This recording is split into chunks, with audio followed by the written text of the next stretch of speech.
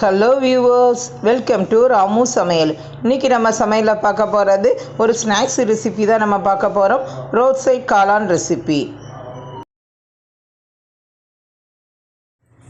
இங்கே பாருங்கள் வியூவர்ஸ், இன்றைக்கி நம்ம வீடியோவில் பார்க்க போகிறது என்னோடய வியூவர் ஒருத்தங்க ஒரு வீடியோவில் கேட்டிருந்தாங்க, நீங்கள் வந்து ரோட் சைட் காளான் ரெசிபி போடுங்க அப்படின்னு சொல்லியிருந்தாங்க. அவங்களுக்காக நான் இந்த வீடியோ இப்போ அப்லோடு பண்ண போகிறேன்.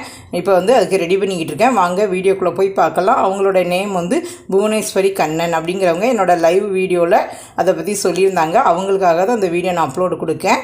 இப்போ இதுக்கு ஒரு மிக்சிங் பவுல் எடுத்துக்கலாம். மிக்சிங் பவுல் எடுத்துகிட்டு இதில் நான் காளான் 1 கப் எடுத்திருக்கேன். நம்ம கொஞ்சம் கூட காளான் இல்லாமல் செஞ்சால் அது அவ்வளோ டேஸ்ட்டாக இருக்காது. அதனால் கொஞ்சமாக காளானும் நம்ம ஆட் பண்ணிக்கிடணும். இப்போ இதில் 2 கப் அளவுக்கு முட்டைக்கோஸ் எடுத்திருக்கேன். இதை இதில் ஆட் பண்ணிடலாம். நல்லா பொடிசாக கட் பண்ணிவிட்டு நல்லா க்ளீன் பண்ணி எடுத்துகிட்டு வந்திருக்கேன். இதையும் இதில் ஆட் பண்ணிடலாம். இப்போ இதில் நான் 2 கப்பு முட்டைக்கோஸுக்கு 1 கப் அளவுக்கு மஷ்ரூம் எடுத்திருக்கேன். இதையும் நல்லா பொடிசாக கட் பண்ணியிருக்கேன். இப்போ இதுக்கு தேவையான அளவு உப்பு ஃபஸ்ட்டு ஆட் பண்ணிடலாம். இங்கே பாருங்கள், ஒரு 1/4 டீஸ்பூன் உப்பு. இப்போ காரத்துக்கு தேவையான அளவு தனி மிளகாய்த்தூள் ஒரு 1/2 டீஸ்பூன். அதுக்கப்புறம் நல்ல ஒரு ஃப்ளேவருக்காக ஒரு 1/2 டீஸ்பூன் கரம் மசாலா பொடி. இப்போ இது எல்லாத்தையும் ஃபஸ்ட்டு மிக்ஸ் பண்ணி விட்டுக்கிடுவோம். ரொம்ப அழுத்தி நம்ம மிக்ஸ் பண்ணணும்னு அவசியம் இல்லை. இது மிக்ஸ் பண்ணும்போது கொஞ்சம் தண்ணி விடும். அதனால் பார்த்துட்டு தேவையான கொஞ்சமாக தண்ணி விட்டுக்கலாம். இப்போ இது நம்ம உருண்டை நம்ம பிடிச்சி போடுறதுக்கு வசதியாக இப்போ இதில் பைண்டிங் ஏஜ்னால் கொஞ்சமாக நம்ம மைதா மாவு ஆட் பண்ணிக்கலாம். இங்கே பாருங்கள், இதை ஃபஸ்ட்டு நல்லா மிக்ஸ் பண்ணி விட்டுக்கிடுவோம். இப்போ இதில் நான் 1 கப் அளவுக்கு மைதா மாவு எடுத்து வச்சுருக்கேன். இதை அப்படியே இதில் ஆட் பண்ணிடலாம். ஒரு 1/4 கப் அளவுக்கு கார்ன்ஃப்ளவர் எடுத்திருக்கேன். இதையும் இதில் ஆட் பண்ணிடலாம். இப்போ இது எல்லாத்தையும் போட்டு நல்லா மிக்ஸ் பண்ணி எடுத்துக்கிடணும். தேவைப்பட்டால் கொஞ்சமாக தண்ணி ஆட் பண்ணிக்கலாம். ஆனால் பெரும்பாலும் நம்ம இதை நல்லா க்ளீன் பண்ணிவிட்டு போட்டிருக்கோம் பார்த்திங்களா, தண்ணி விட்டு அலசியிருக்கோம் பார்த்திங்களா, அந்த தண்ணியே இதுக்கு கரெக்டான அளவாக இருக்கும்.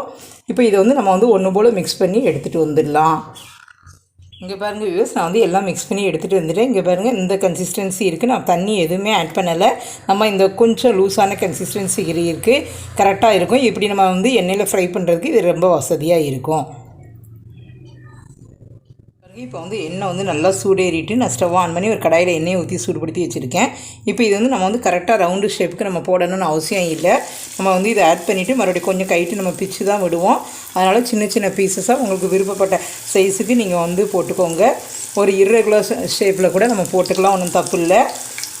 இந்த பாருங்க, எந்த அளவுக்கு எண்ணெயில் போட முடியுமோ அந்தளவுக்கு போட்டுட்டு நல்லா 2 பக்கம் திருப்பி விட்டு கொஞ்சம் கலர் சேஞ்ச் ஆகக்கூடிய அளவுக்கு கொஞ்சம் பொன்னிறமாக நம்ம பொரிச்சு எடுத்துக்கிடணும்.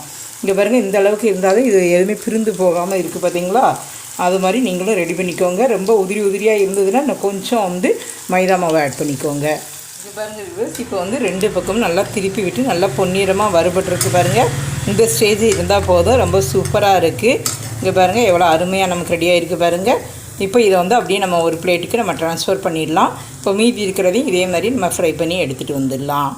இங்கே பாருங்கள் வியூவர்ஸ், நான் இப்போ ஒரு 1/4 கப் அளவுக்கு கார்ன் சிப்ஸ் எடுத்து வச்சுருக்கேன். இதையும் இதில் ஃப்ரை பண்ணிடலாம். இது கடைசியாக நம்ம கார்னிஷ்காக அது மேலே நம்ம ஆட் பண்ணுவோம். அதுக்காக இது தேவைப்படும். நீங்கள் உங்கள்கிட்ட இருந்ததுன்னா செஞ்சுக்கோங்க, இல்லைன்னா ஸ்கிப் பண்ணிக்கலாம். இப்போ நம்ம ஸ்டவ்வை ஆஃப் பண்ணிவிட்டு இதை இப்போது ஒரு பிளேட்டுக்கு நம்ம ட்ரான்ஸ்ஃபர் பண்ணிடலாம். இது பாருங்கள் வியூவர்ஸ், நம்ம எல்லாமே நல்லா ஃப்ரை பண்ணி எடுத்தாச்சு. இப்போ அந்த கிரேவி மாதிரி இப்போ ரெடி பண்ண போகிறோம். இதுக்கு ஸ்டவ் ஆன் பண்ணி ஒரு கடாயில் ஒரு 3 டீஸ்பூன் அளவுக்கு ஆயில் நான் ஆட் பண்ணியிருக்கேன். இப்போ இதில் ஃபஸ்ட்டு நான் ஒரு 2 வெங்காயத்தை நல்லா பொடிசாக கட் பண்ணி எடுத்திருக்கேன். இதையும் இதில் ஆட் பண்ணிடலாம். ஆட் பண்ணியாச்சு. இப்போ இதில் ஒரு 2 பச்சை மிளகாயை நல்லா பொடிசாக கட் பண்ணி வச்சுருக்கேன். இதையும் இதில் ஆட் பண்ணிடலாம். ஆட் பண்ணிவிட்டு இது கொஞ்சம் டிரான்ஸ்பரண்ட்டாக ஆகக்கூடிய அளவுக்கு இதை வதக்கிக்கிடணும். இது மற்ற ஸ்பைசஸ் எதுவுமே இதில் ஆட் பண்ணணும்னு அவசியம் இல்லை. ஜஸ்ட் இஞ்சி பூண்டு பேஸ்ட்டு மட்டும் ஆட் பண்ணால் போதும். இங்கே பாருங்கள், இப்போ இது கொஞ்சம் நேரம் வதங்கிட்டு இப்போ இந்த ஸ்டேஜில் நான் ஒரு 1 டீஸ்பூன் 1லேருந்து 1.5 டீஸ்பூன் அளவுக்கு நான் இது இஞ்சி பூண்டு பேஸ்ட்டு எடுத்து வச்சுருக்கேன். இப்போ அதை இதில் அப்படியே ஆட் பண்ணிடலாம். இங்கே பாருங்கள், இந்த அளவுக்கு இஞ்சி பூண்டு பேஸ்ட் எடுத்துருக்கேன். இதையும் இதில் ஆட் பண்ணிடலாம். ஆட் பண்ணிவிட்டு இதையும் நல்லா மிக்ஸ் பண்ணி விட்டுருங்க. நல்லா இஞ்சி பூண்டு பேஸ்ட்டு அந்த போட்டு அந்த வாசம் வந்து நல்லா வரணும். அந்தளவுக்கு இதில் வந்து போட்டு வதக்கிக்கிடணும். இப்போ இதுக்கு தேவையான அளவு உப்பு வந்து ஆட் பண்ணிடலாம். இப்போ நீங்கள் வந்து புளிப்பு டேஸ்ட்டுக்காக இந்த ஸ்டேஜில் வந்து ஒரு 2 தக்காளியை வந்து பேஸ்ட் பண்ணி நீங்கள் ஆட் பண்ணிக்கலாம். நான் வந்து இப்போ இன்றைக்கி வந்து கடைகளில் கிடைக்கிற மாதிரியே நான் செய்கிறதுனால நான் வந்து ஒரு 3 டீஸ்பூன் அளவுக்கு டொமேட்டோ கெச்சப் தான் நான் எடுத்து வச்சுருக்கேன். அதை வந்து நான் வந்து கடைசியாக தான் ஆட் பண்ண போகிறேன். நீங்கள் வந்து அது இல்லைன்னா இந்த ஸ்டேஜில் நீங்கள் வந்து தக்காளியை வந்து ஒரு பேஸ்ட் பண்ணி ரெடி பண்ணி இது கூட ஆட் பண்ணிக்கோங்க. இங்கே பாருங்கள், இது எல்லாத்தையும் நல்லா வந்து மிக்ஸ் பண்ணி விட்டாச்சு. நல்லா வந்து ஃப்ளேவரும் வந்துட்டு இப்போ இந்த ஸ்டேஜில் இதுக்கு தேவையான மசாலா பொருட்கள் எல்லாமே நம்ம வந்து ஆட் பண்ணிடலாம். ஸ்டவ்வை வந்து நல்லா மீடியமான ஃப்ளேம்லேயே வச்சுக்கோங்க. ஒரு 2 டீஸ்பூன் அளவுக்கு மல்லிப்பொடி,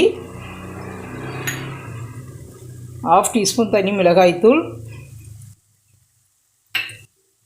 1/2 டீஸ்பூன் வந்து கரம் மசாலா பொடி. இப்போ இந்த ரெசிபிக்கு தேவையான அளவு உப்பு. நம்ம வந்து அந்த பக்கோடா ஃப்ரை பண்ணும்போது அதுலேயும் காரம் உப்பு எல்லாமே ஆட் பண்ணியிருக்கோம். அதனால் இதில் வந்து பார்த்துட்டு கொஞ்சமாக ஆட் பண்ணிக்கோங்க. இங்கே பாருங்கள், இது வந்து நல்லா வந்து கலந்து விட்டாச்சு. இப்போ இதில் நான் வந்து ஒரு 2 டீஸ்பூன் அளவுக்கு கார்ன்ஃப்ளவர் எடுத்து அதை வந்து ஒரு 2 டேபிள் ஸ்பூன் அளவுக்கு தண்ணி விட்டு நான் மிக்ஸ் பண்ணி எடுத்துகிட்டு வந்திருக்கேன். இப்போ அதை வந்து இது கூட அப்படியே ஆட் பண்ணிடலாம். அது வந்து நல்லா ஒரு திக்கான கன்சிஸ்டன்சி இருக்கும்.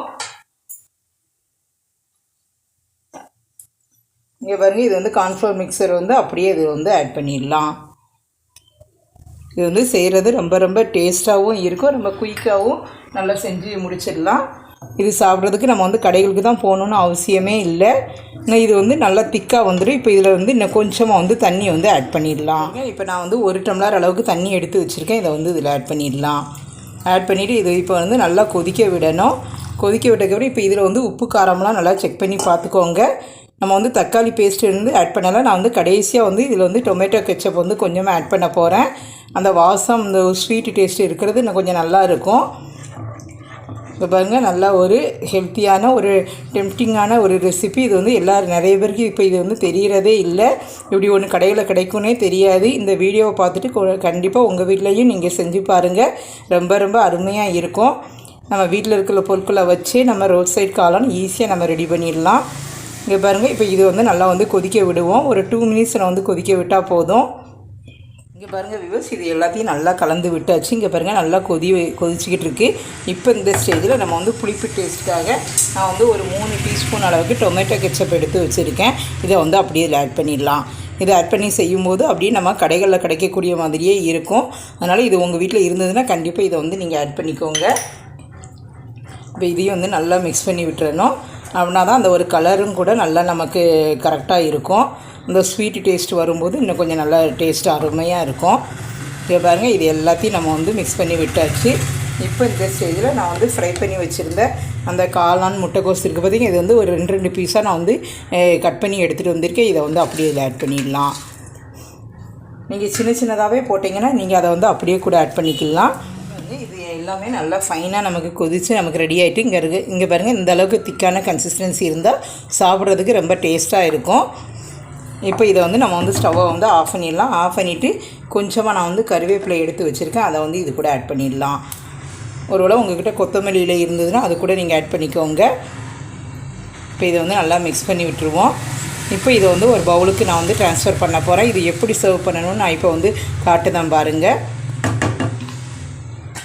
இப்போ நல்லா ஒரு பவுலில் இதை வந்து நல்லா நீங்கள் வந்து ஆட் பண்ணிக்கோங்க. இப்படி தான் நமக்கு வந்து ரோட் சைடில் கிடைக்கக்கூடிய அந்த காளான்ங்கிறது இப்படி தான் இருக்கும். இன்னும் கொஞ்சம் வேணால் லிக்விடாக இருக்கலாம். நம்ம சாப்பிட்றதுக்குள்ளே மறுபடியும் திக்காக வந்துடும். இங்கே பாருங்கள், இது எல்லாத்தையுமே நம்ம இப்படி ரெடி பண்ணி வச்சுக்கிட்டு இங்கே பாருங்கள், இப்படி வந்து தேவையான அளவு நம்ம ஆட் பண்ணிக்கிடணும். இப்போ இதில் வந்து இந்த கார்ன் சிப்ஸ் நம்ம வந்து ஃப்ரை பண்ணோம் பார்த்திங்களா, அதை வந்து இதில் வந்து கொஞ்சமாக வந்து இப்படி நொறுக்கி ஆட் பண்ணிக்கோங்க. இதையும் வந்து இப்படி ஆட் பண்ணிக்கிடணும். இப்போ இந்த ஸ்டேஜில் நம்ம வந்து வெங்காயம் எடுத்து வச்சுருக்கோம் பார்த்திங்களா, அதையும் வந்து இது கூட ஆட் பண்ணிடலாம். ஆட் பண்ணிவிட்டு இது எல்லாமே சேர்த்து சாப்பிடும்போது ரொம்ப ரொம்ப அருமையாக இருக்கும். இங்கே பாருங்கள், இதுதான் நம்மளுடைய ரோட் சைட் காளான்ங்கிறது. புவனேஸ்வரி சிஸ்டர், இது வந்து உங்களுக்காகவே நான் இப்போ ரெடி பண்ணியிருக்கேன். இங்கே பாருங்கள், இப்படி நல்லா ஒரு ஸ்பூனும் போட்டு கொடுத்துருங்க. ரொம்ப ரொம்ப அருமையாக இருக்கும். இதே மாதிரி உங்கள் வீட்லேயும் செஞ்சு பாருங்கள். இங்கே பாருங்கள் வியூவர்ஸ், நம்மளுடைய ஹெல்த்தி அண்ட் டேஸ்டியான ரோட் சைட் காளான் ரெடி.